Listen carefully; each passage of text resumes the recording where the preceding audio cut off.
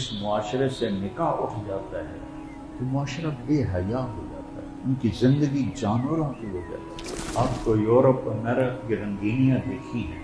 میں 1984 سے ان ملکوں میں جا رہا ہوں، 41 سال ہو گئے۔ جس قدر خوفناک زندگی وہ گزار رہے ہیں، ہمیں تو اس کا کروڑواں حصہ بھی نہیں دیکھنے کو اللہ نے دیا۔ اخلاق حیا سے مکمل ہوتے ہیں اور حیا نکاح سے مکمل ہوتا ہے۔ جتنا نکاح آسان ہوگا زنا مشکل ہوگا، جتنا نکاح مشکل ہوگا زنا آسان۔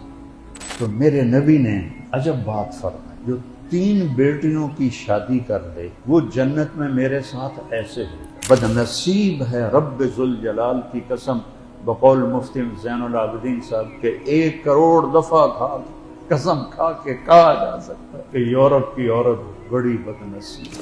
ہم بدتمیز ہو، مارتا ہو، گالیاں دیتا ہو تو اس سے ماں باپ سے کہتا ہوں طلاق لے لو، کبھی بیٹی سے نہ کہو گزارا کر۔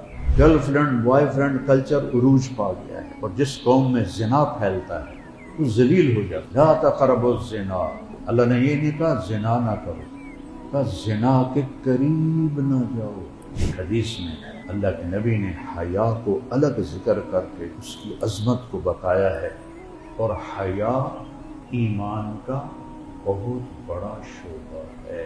اصدقہم حیاء عثمان، آپ نے فرمایا میرے صحابہ میں سب سے زیادہ حیا والا عثمان۔ اپنی بچیوں کو بچاؤ کو ایجوکیشن اداروں میں جانے سے، اپنی بچیوں کے ایمان کی، عزت کی، آبرو کی حفاظت کرو ایسی اداروں میں جانے سے جہاں لڑکے لڑکیاں اکٹھے بیٹھ کے پڑھ رہے ہیں۔ حیا والی زندگی نکاح سے بنتی۔